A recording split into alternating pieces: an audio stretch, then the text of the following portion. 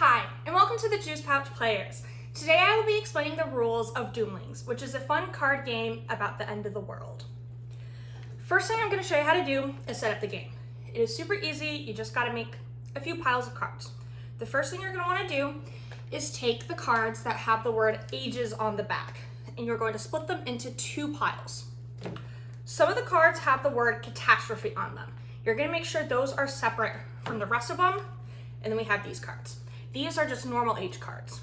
These age cards have little effects that affect the round of the game with things like you can only play cards of a specific color, or it lets you add to your gene pool, which I'll explain in a second. Fun things like that. So first you're going to take the normal age cards and you're going to make 3 piles of 3 cards.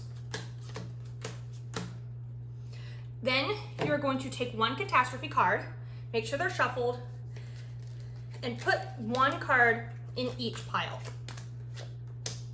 Then you're going to take these cards, put them out of the way. We don't need them anymore. You're going to shuffle each pile of cards, so that way the catastrophe is mixed in there somewhere. You don't know when it's going to happen. Do that for each pile.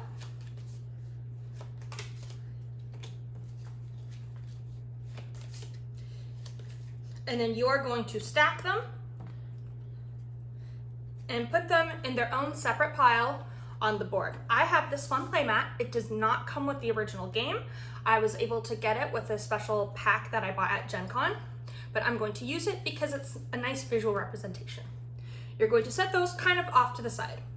Next thing you're going to do is you're going to find the Birth of Life card, and you're going to put that on top. This just means that it's the beginning of the game and it has the basic rules on it. The next thing you're going to do is hand out these gene pool cards. These determine how many cards you get to have in your hand at the start of each round. So everybody gets one. I'm going to be playing a 3-player game, so I'm going to be giving one to Moon Punch and Fruit Punch, and I will be taking one for myself. These are fun. The colors do not matter. They're just fun. If you want to let people pick out their color, you can.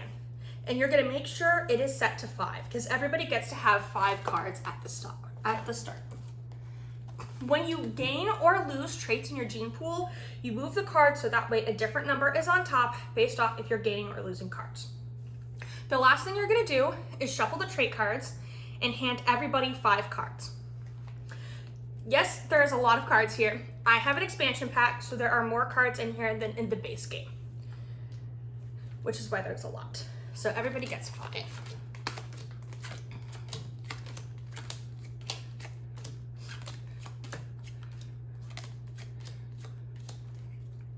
Okay, you're gonna hand them out.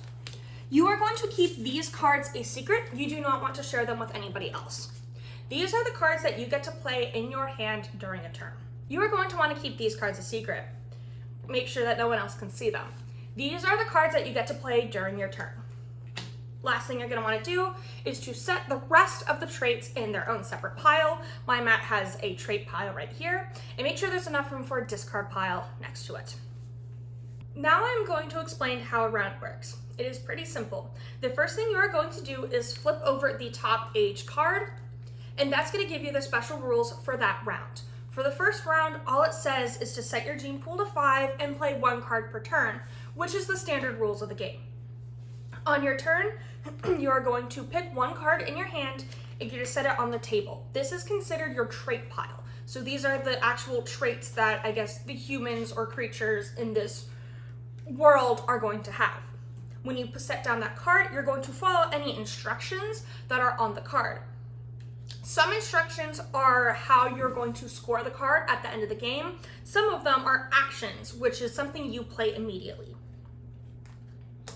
One thing to keep note is that there are some cards called dominant cards. It'll say dominant at the top of the card, and it has a little star in the corner. You are only allowed to have 2 of these cards in your trait pile for the entire game. If you happen to get a third one put in your trait pile by chance, for example, you trade with someone else and they give you a dominant card, or you have to pull a card from the top of the deck and it's a dominant card, you discard it and do not redraw another card. There is one exception on how you get 3 dominant cards in your trait pile. And I'm going to read those directly from the instructions because it is quite funny and quite specific. It says, the age, which is one of these cards, Birth of a Hero, commands you to play the trait Heroic without restriction, which is one of these cards. If it would be your 3rd dominant trait, you may keep it. This is the only way to have 3 dominant traits in your trait pile. Congratulations, you've pulled off something our crack team of statisticians assured would only happen once in 1,000 super volcanoes. So that is the only way, is if you pull a card from here, it will command you to play a specific trait card, which is a dominant card. That is the only way you can have 3. If that happens, if you only have 1 dominant trait and you pull that and you're forced to play that card, you are not allowed to play a 3rd. This only happens if you already have 2 dominant traits in your trait pile. So once you play your card, you follow the instructions, and then it's the next player's turn. And you keep going around in a circle until it goes back to the first player. When it goes back to the first player, you draw the new age card and keep going. When you draw a catastrophe card, you're going to set that on top of the current era, and the next time you draw an age card, you're going to put it in a separate pile because there are 3 eras of the game, each with a catastrophe. First, you're going to do what is on the catastrophe card. It typically has you manipulate your gene pool, most likely removing something from the gene pool, so you flip the card to represent how many cards you have. Then it's going to have you either discard cards, pass off cards, however, whatever the trait says. You're going to do that in turn order, not during your turn. You're going to go turn order and then officially start the round. There is yellow text that says World's End. Those are going to be rules that are played at the very end of the game. So you can ignore this until you have pulled your 3rd catastrophe card. The last thing you are going to do is you're going to move the first player. So if I started the game, if I was the first player at the round, we draw a catastrophe card, the person next to me will now be the starting player of the round. You will still get to keep your turn, you will just be last instead of first. There's one more important thing that you have to do during your turn, and that is to stabilize. So your gene pool determines how many cards you're allowed to have in your hand that you're not allowed to show anyone else. When it's your turn, you play a card. At the end of your turn, you stabilize. So that means if you have less than the number of cards in your gene pool, you get to draw cards until you get to that number. If you have more in your gene pool, so let's say my gene pool is set to 5 and I have 6 cards in my hand, I then have to discard a card so that way I am at 5 and I am stable. In the event you have to discard a card, you do get to choose which card you discard. One trick is to discard any dominant cards you have if you already have 2 in play. Lastly, I'm going to go over how the end of the game works in scoring. The end of the game starts when you pull the final catastrophe card. That means there are no more rounds, and you do what is in the yellow text at the bottom of the card. One player may have a trait that lets them choose which card you have to follow. They will get to pick, and then you do the yellow condition. If no one has that card, you do whatever is in the yellow text at the bottom of the 3rd catastrophe card. If it is something about discarding cards or something like that, you would go in turn order, and then you would count your score. Counting your score is very simple. All you do is add up the points that are in the big circle at the bottom of the cards. Some cards, however, do not have a number. They have a little star. That means their scoring is based on a specific condition. The first one I'm going to go over is the kidney. Kidney cards are equal to the number of kidneys in your trait pile. So if I have 5 kidneys in here, I get 5 points. The next one is a swarm, which is typically a green card. This one, the value is equal to the number of swarm cards in every single trait pile. So if I have 2 and Fruit Punch has 3, then these are worth 5 points because there are 5 total on the table. The last one is typically gray cards. A lot of the gray cards say the value is equal to either the size of your gene pool or the number of purple cards you have or something like that. So follow all of those directions and count the points. Whoever has the most points at the end of the game wins.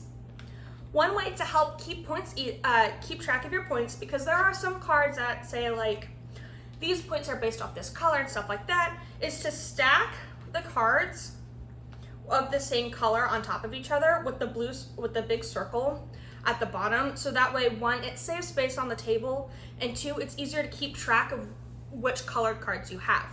There is one more thing that needs to be noted when playing the game. There are some trait cards that say, for example, you get +2 points for every trait in your lowest color. Colors are the cards with the physical color. Gray cards do not count in those for those, because they're not a color, they're gray. There are also some age cards that say you are not allowed to play the color of a card the person before you plays. So if they play a purple card, you're not allowed to play a purple card, and so on. There might be one that says the first player has to pick which color that everybody is required to play. They are not allowed to pick gray cards because those are colorless. Those are the basic rules on how to play Doomlings. Now let's go to a practice round. For this practice round, I'm going to assume we have already played the Birth of the World, which is just a basic simple round. We've moved on to the second age. I will also be playing for Moon Juice and Fruit Punch in this scenario. You do remember, you keep your cards a secret. Their cards are only face up because I will be playing for them, and it'll be easier for you guys to understand. One more thing to note is there are cards that have the steps for taking a turn, the steps for a catastrophe, and how scoring works, as well as what all the different symbols and everything means. So there are plenty of those cards for everyone to have one. So I will be going first, and the first thing we do is draw the age card.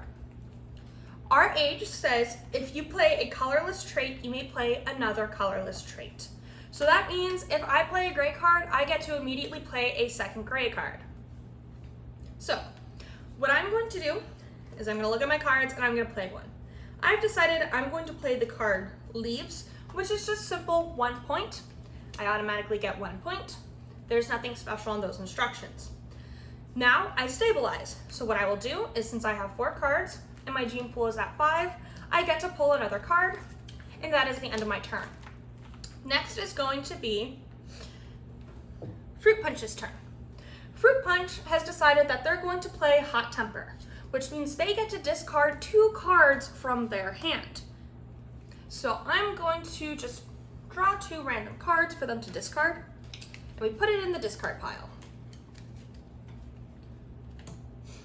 Now that is the end of their turn, they have to stabilize. Since their gene pool is at 5, they now get to draw 3 cards to then put in their hand, so that way they have their 5 cards.